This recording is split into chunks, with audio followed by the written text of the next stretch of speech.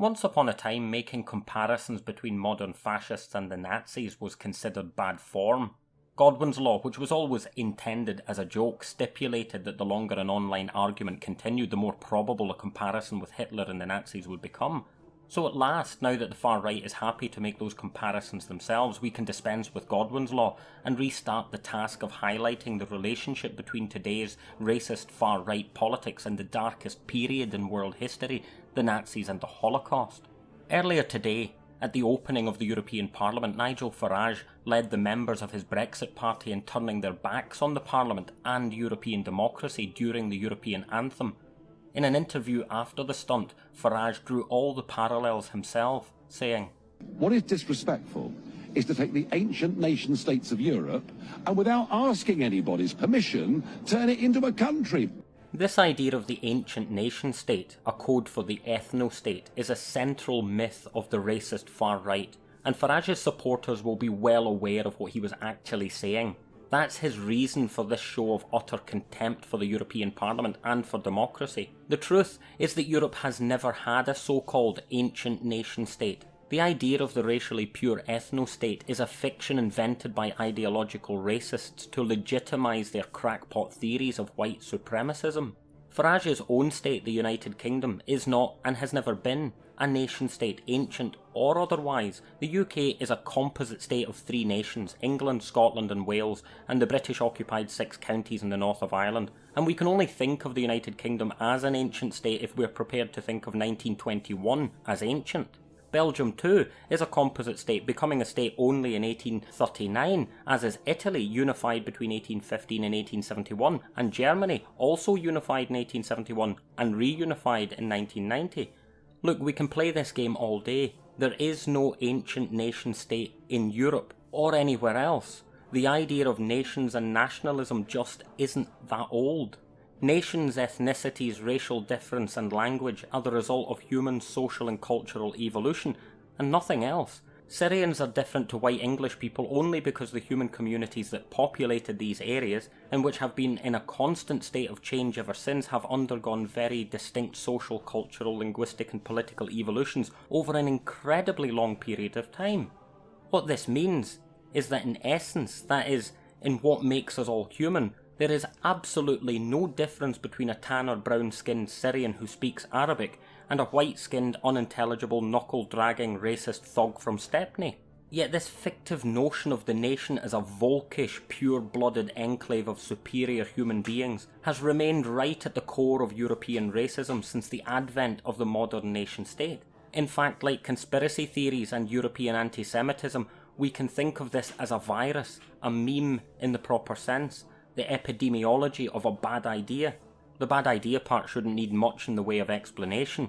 The idea of national, ethnic and racial superiority or supremacism was the active ingredient in every genocide in the 20th century. The Armenian genocide, the Holocaust, Nanking, Rwanda and Srebrenica. And let's not be forgetting that it was this same bad idea that lay behind the genocidal behaviour of the British Empire in Malaya, Kenya, South Africa, India, and in Ireland with the famine and Scotland with the clearances.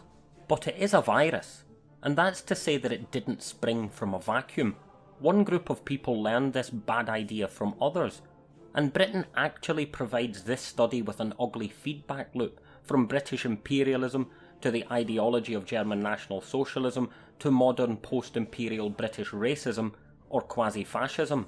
Nazi racial ideology in its full flowering in the systematic mass murder of Jews, Slavs, Gypsies and other ethnic and racial groups deemed life unworthy of life was grounded firmly in the British white Anglo-Saxon ideas of empire, that whole ugly business of the white man's burden that had Boris Johnson reciting Kipling's rape fantasy at a Myanmar temple during a recent state visit. So just to prove this point, let's quickly sketch this out. Nigel Farage today pulled a stunt already pulled by the Nazi party in the German Reichstag before they came to power by turning his back to the parliament during the anthem. We all know Nigel and his thinly veiled, if it is thinly veiled, hatred for Muslims and immigrants, right? Okay, well, Nigel does his best to distance himself from the hard edge of British racism and neo-Nazism, but we know them from their fruits, what they produce and who they hang around with. Nigel Farage's right-hand man in UKIP and the chairman of UKIP in the Thanet South constituency was a guy called Martin Heal.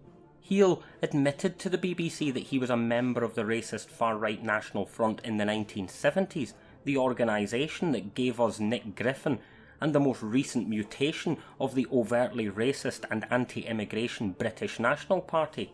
That's our first degree.